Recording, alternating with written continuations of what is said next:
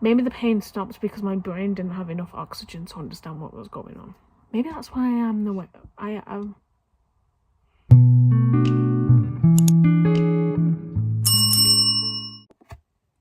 Me doing a video while I'm in a manic episode is probably not a good idea. But then again, here I am with my Lord of the Rings sweater. I'm going to link this in the description because I love their stuff and they're so cute. Expensive because it's a small business. We support small businesses on this channel. Most of the time. But anyway, welcome back to the channel. I'm currently moving everything in my... Well, not everything. My bookshelf was a mess and I just got sick of seeing it. So I moved my witchy stuff on the top of my bookshelf. I just did a tarot reading and I'm a witch and I don't know how to pronounce these things because I'm stupid. I'm a stupid witch. Tarot, however you pronounce it, I did one of them and I got wealth. Yay. I got bad luck. Nay. And I got betrayal. Double nay. So something's gonna happen soon. If I disappear, it's the cards. I lit my green candle and hopefully I will be okay. But anyway, I thought I'd come on here and tell you guys what's happened in the past 2 weeks of my life. No, it's not 2 weeks. 12 years of my life. Why can I hear bubbling? Anyway, so this story starts the day before my high school. I went to the toilet, looked at my pants. Oh, there's blood. I'm on my period. Great. Day before high school. I'm nervous as it is already. So, I got my period. And then the pain was agony. I would get cramps when I wasn't on my period. I would get cramps all the time. There was never a time where I knew what having no cramps was like until like when I started my period. And then I'm like, right, I need to sort my shit out. I need to sort this out. What's going on? So I go to the doctor. She's like, yo, sounds like endo. Go get a smear. I am absolutely shitting it for smear. I've never, nothing, nada. Nothing. Not a single thing. And so I go for my smear test. She's like, you're a virgin, get out. Well, she didn't say those words, but that was what she was basically saying. So I started crying because I'm so stressed. I know something is wrong with me. And it seemed like she thought it was just in my head. And I was like, is it in my head? Have I just got a really, really weak pain tolerance? Something in my teeth. There's something in my gum. But anyway, so I'm there sobbing my heart out because I am so stressed. And she's like, okay, fine. Just to give you a peace of mind, I will send you for an ultrasound, but there's going to be nothing there. And you'll have just waited. But she didn't say anything like that. I'm just making it dramatic. So on the day that Kate Middleton went missing, I went for my ultrasound. And then as she's doing it, my mum is like, so I'm lay here, she's here, my mum is over there, she can see what's going on, she can see what's on the screen, I can't. And she's like, what is, my mum was so tempted to say, what is that? And I was like, don't tell me that, why would you say that? And the woman's like, you've got a cyst. I'm like, okay, cool, the fuck is that? So my mum explained it to me because I was like, it's not cancer, is it? I'm not gonna die, am I? And the ultrasound lady asked me if I wanted an internal exam, and I was like, excuse me, but I just got rejected from a cotton swab. I doubt a camera's allowed up there. So then I hear nothing from, this was like January to May, I heard nothing. And then in May, they were like, yo, come in, we need to see you. So that rings alarm bells in my head because my sister had that rings alarm bells in my head because someone I know had a smear and they got their results on the phone, like a text message saying everything's fine, you chill. So then I go in and she's really nice. It's the same, it was the first woman. She was like, how are you? Are you okay? Hi, babes. And I'm like, you made me cry. What's going on? Am I dying? Is this my make-a-wish? She's like, okay, so you've got a 13 centimetre cyst on the left side, a 9 centimetre cyst on the right side, and a 3 centimetre cyst in the middle. So I'm like, oh, cool, I've got sisters. Get it? Cyst. Duh. I always called them the triplets. After this point, I was like, my triplets are kicking off again. No, I'm not pregnant. I'm not pregnant. Fuck them kids. So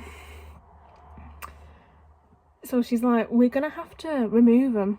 And I'm like, oh, cool. You're gonna have to have surgery. I've never had surgery. I've never been put under. The only surgery I had was getting a mole removed, and now I can't eat bacon because of it.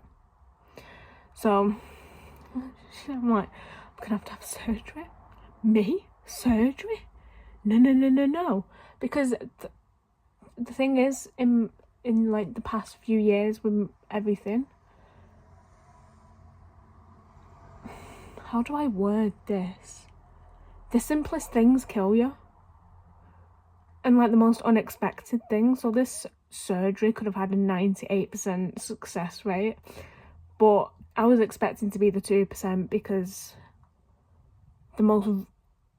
it's hard to explain unless you know about a situation that happened a few years ago, which on my TikTok I have been vocal about. It is just awkward talking about it on YouTube because I have to talk about it.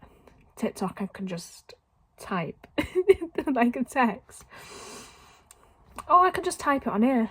Whoosh. No editing because I can't edit. Cap cut. So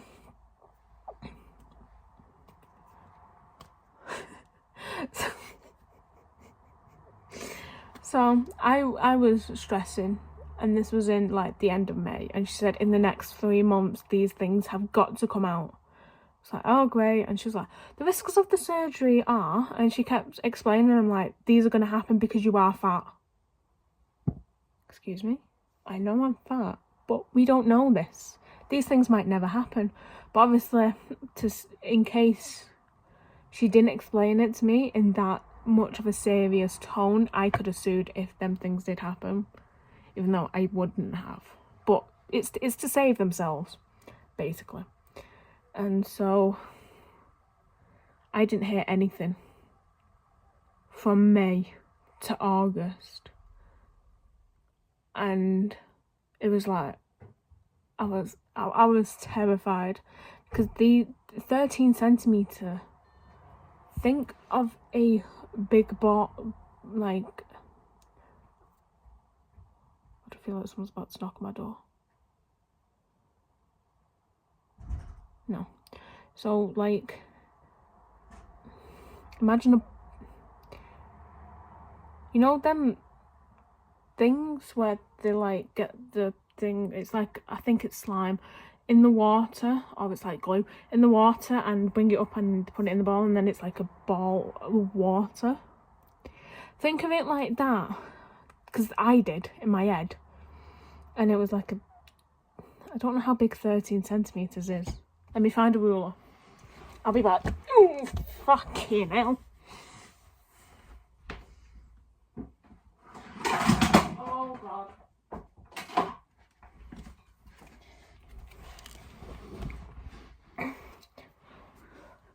I found Billie Eilish as a ruler.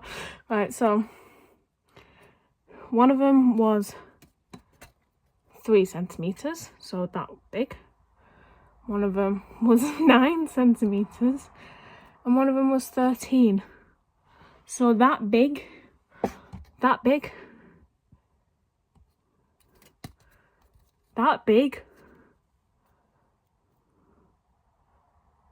size.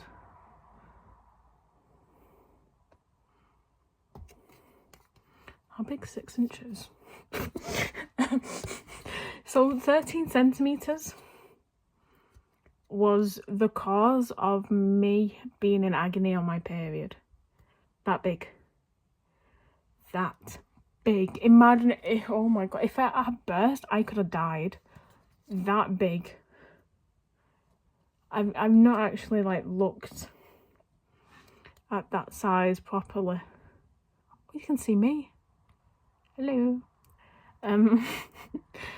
13 centimetres on my left over, and she said, we're probably gonna have to take you over it. I'm like, take it all. Give me a full hysterectomy, please. Because she said these can grow back. Why? Why? I'm not having a 20...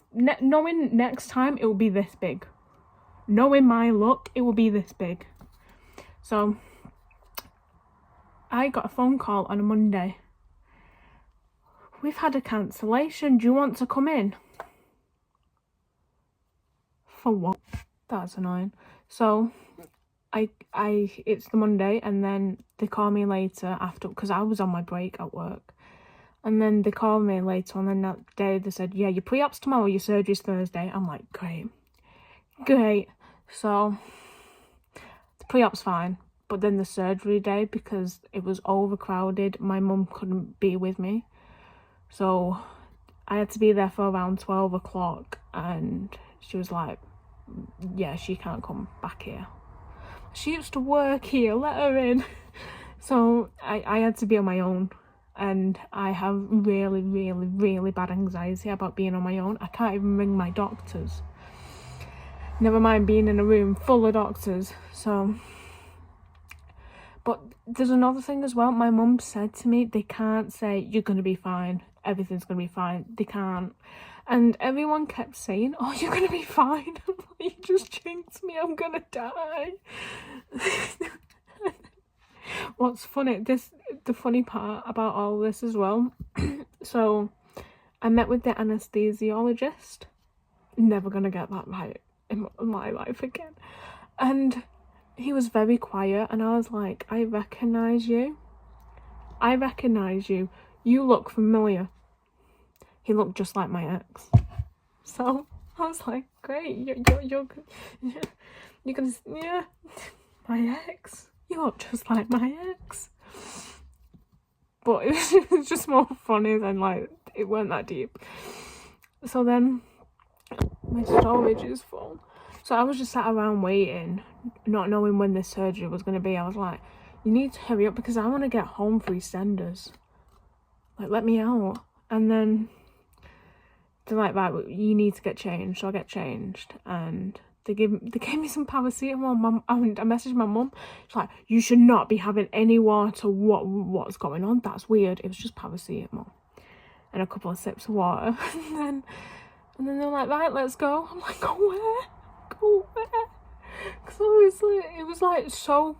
It took forever to just do it, and then like it was just so weird. I can't explain it. And so I walk around and I'm like, hi guys, you're about to cut into me.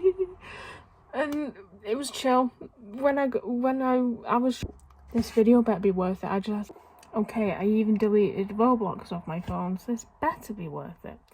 So I don't even know what I said. So yeah, I was on the table, and it's definitely, I was like, this is a bit small to be surgical. I wasn't even in the fucking theatre. I was in the room before it. And it's weird because my mum explained it to me. She said, they're going to put something in your hand. And I think I'm going to have a scar from that for the rest of my life. That's fine. I scar really easily. So they stuck the needle in. And my mum said, they won't put an oxygen on your face. They did. I was like, I'm gonna die. I even deleted stuff off my phone because I was like, if I die, I swear to God. But no, I didn't die. It was weird. I don't know how to explain it at all because it's weird. Like, I didn't count back from 10, which I was kind of glad because, well, I might have done, and I just don't remember it. And the good thing is I didn't remember them taking the tube out, because if I did, that would have haunted me for the rest of my life. But I might have been sick on him and I just don't know. Oh my god, that's mortifying. So I wake up and there's this dude. There's a funny story about this dude in a minute. So he's just like the nurse, he's making sure I'm alright. And I was like, good morning, because after a nap I always say good morning, no matter the time. And he was like, it's not morning, it's 5 o'clock. I was like, you don't get it. You don't get it. So I was just like in and out of sleep, and like obviously when I woke up I had the oxygen mask on me, and then I looked across the room, someone's taking a tube out of a woman's throat. I'm just like, no, go back to sleep. And then I'm about to be wheeled off, and then they're like, oh wait, no, wheel back in. What's going on? I just want to go to bed, I want to go home, I want my dog. And turns out I'd stay the night. Just fuming, absolutely fuming. But so my mum came to visit me, even though she wasn't allowed. She kind of snuck in. I'm not saying which hospital I went to in case they get in trouble, but they were the best people ever. And it was only like 5 minutes. Not even that, my mum came to see me. Because I was going to send her a selfie saying I lived, bitch. But I couldn't get to my bag. I didn't know where my bag was. I could not move for the life of me because I felt so heavy. I am a heavy person anyway, but I actually felt my weight, because I don't feel my weight at all. I feel like a skinny bitch right now, but I'm not. I am not skinny, okay? I am plus, and that's fine. But that time, I felt my weight, and as well, they obviously injected me with gas to make my belly bigger. Pricks. I didn't know you were going to do that. I would not have consented to that. I'm joking. I would have done whatever was needed for them to sort me out. And so, yeah, I couldn't move. And I had these things on my ankles, which were like, if you've ever been on an airflow mattress, you know what it's like. They just move. It's like this. It's raining. And it was like this on my ankles. So I'd have this for 15 seconds, then nothing for 5 seconds, then this for 15 seconds, and nothing. All night. I was fuming. But that funny story about that guy, I just remembered. So I was talking to my mum, and I don't know why. I just went. I don't know what I was saying, but I said, oh yeah, because she was like, how was you when you woke up? And I said, oh, I said good morning to that guy. And she's like, what guy? I was like, that guy that was watching over me. She was like, oh god, she's seen her uncle. My uncle's coming to get her, and she doesn't even know it, because my uncles have passed away, some of them. And like, it was so funny trying to explain the man, because she used to work in a daycare unit for pre and post-op, and I was trying to explain the guy, you know, the guy that was watching over me. Oh my god, I would have shit it. And then, so I stayed the night, which was horrible. And my heart goes out to all the people who I was with, because I was only there for one night. One of them had been there for a month, and my heart goes to them every day. Always goes to them, because I don't. As morbid as it sounds, one of them could have passed away, and I just not know. I shared a room with a woman, and she's now passed. Like, I know. But I was fuming though, because that woman whose tube was coming out of her throat after I'd woken up, she got to go home before me, and I was fuming. She was like in the bed next to me in the daycare unit, and I was like, the fuck, where do you think you're going? Come back here, bitch. Obviously her surgery wasn't abdominal. I had abdominal surgery, for fuck's sake. And so I'm in there overnight, and then my mum and my dad came to visit me, which was weird. And then they left, I ate, went back to sleep, and then I just say, Chloe, wake up. And I'm like, hello, bonsoir. You're going on to the women's ward now. Like, what do you mean? What ward? She was going to send me to the maternity ward. I was like, no. I don't think so. I was like, what do you mean? I can go now? I can go home, or I can go to this ward? And then turns out I could go home, but I hadn't had a word with my surgeon or anyone from the surgical team.